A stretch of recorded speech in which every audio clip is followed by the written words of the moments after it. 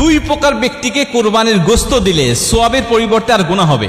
নবীজি সাল্লাল্লাহু আলাইহি ওয়াসাল্লাম কঠোরভাবে নিষেধ করেছেন এই দুই ব্যক্তিকে কোরবানির গোশত দেওয়ার জন্য, অথচ আমরা এদেরকে দিতে খুব বেশি আনন্দ ফিল করি এবং সোয়াব মনে করে তাদেরকে দেই। নবীজি সাল্লাল্লাহু আলাইহি ওয়াসাল্লাম নিষেধ করেছেন, বুখারী, মুসলিম এবং সিয়াসিত্তার অধিকাংশ কিতাবের মধ্যে এই হাদিসগুলো বর্ণনা করা হয়েছে, কিন্তু অধিকাংশ মানুষ আমরা জানি না এবং অনেকে জেনেও না জানার ভান করে বসে থাকি আমরা। হযরত আলী রাদিয়াল্লাহু তাআলা আনহু বলছেন, নবীজি সাল্লাল্লাহু আলাইহি ওয়াসাল্লাম বলছেন, তোমরা প্রথম নম্বরে কোনো কসাইকে মজুরি হিসাবে গোশত দিবে না।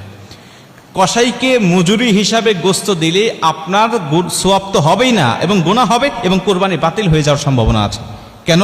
কারণ আপনি কসাইকে নিযুক্ত করেছেন, আপনি অবশ্যই কসাইকে পারিশ্রমিক দিবেন, তবে গোশত নয়। আপনি যেই পশুটা কোরবানি দিয়েছেন এই পশুর থেকে আপনি মজুরি হিসাবে সেই কসাইকে দিবেন, এটা নবীজি সাল্লাল্লাহু আলাইহি ওয়াসাল্লাম কঠোরভাবে নিষেধ করেছেন। আপনি কসাইকে নিযুক্ত করার পূর্বে তার সাথে আপনাকে চুক্তি করতে হবে, আপনি অবশ্যই তাকে পারিশ্রমিক দিবেন, তাকে ঠকাবেন না, কোনোভাবেই নয়। এবং নবীজি তো মজুরিদেরকে বলেছেন যে তার গায়ের ঘাম শুকিয়ে যাওয়ার আগে তার পাওনাটাকে বুঝিয়ে দাও। অতএব সেই নবী কখনোই তাদেরকে ঠকাবেন না। নবীজি সাল্লাল্লাহু আলাইহি ওয়াসাল্লাম বলছেন, অবশ্যই তাদেরকে মজুরি দিতে হবে, পারিশ্রমিক দিতে হবে, কিন্তু এই কোরবানির পশু থেকে নয়, দিতে হবে তোমার ইনকামের মধ্য থেকে, তোমার সম্পদের মধ্য থেকে। তুমি চুক্তিবদ্ধ করে নিবে তাকে যে তুমি আমার গোশতটা সারাদিন কাটাকাটি করবে, সারাদিন তুমি আমার গোশত নিয়ে ব্যস্ত থাকবে, তোমাকে অবশ্যই আমি উপযুক্ত পারিশ্রমিক দিব। তুমি কত টাকা আমার কাছ থেকে নিবে বলো, তুমি কত টাকা আমার কাছ থেকে নিবে বলো, তোমাকে আমি টাকা দেব, তবে মনে রেখো সাবধান, আমার কোরবানির গোশত থেকে আমি তোমাকে কিন্তু পারিশ্রমিক হিসাবে কিছুই দিব না।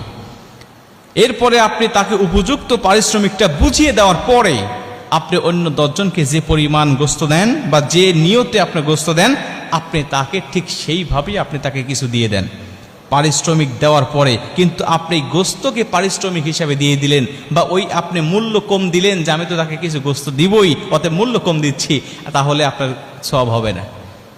এটা হলো 1 নম্বর। 2 নম্বরে, যে ইমামকে দিয়ে বা যেই মানুষকে দিয়ে আপনি কোরবানির পশুটাকে আপনি জবাই করে নিয়েছেন, এই ইমামকে আপনি পারিশ্রমিক হিসাবে, সে জবাই করে দিয়েছে আমি তাকে গোশত দিয়ে দিলাম না, এটা আপনি দিতে পারবেন না। আপনি সে জবাই করেছে, অবশ্যই তাকে পারিশ্রমিক দিবেন, অবশ্যই তাকে মূল্য দিবেন, হাদিয়া দিবেন, তবে কোরবানি গোশত থেকে নয়, আপনি তাকে আলাদা মূল্য দিয়ে দিবেন। কিন্তু আমাদের সমাজ আমরা দেখতে পাই, সে সারাদিন কাটাকাটি করেছে বা সে আমার গরুটা জবাই করে দিয়েছে, তাকে মাথাটা দিয়ে দিলাম, তাকে পাটা দিয়ে দিলাম, তাকে ভুঁড়িটা দিয়ে দিলাম, এই অংশগুলোকে আমরা দিয়ে দিলাম, অথবা আমরা তাকে এখান থেকে 5 কেজি 10 কেজি গোশত তাকে আমি দিয়ে দিলাম। এটা আপনার ইচ্ছা মতো হবে না। আপনি এটা আল্লাহর রাস্তায় কোরবানি দিয়েছেন, এটা আপনার দায়িত্ব নয়, এই গোশত আপনি মালিক নয়, এটা আল্লাহ আপনাকে মেহমানদারি হিসাবে দিয়েছেন। আপনি কেন এটা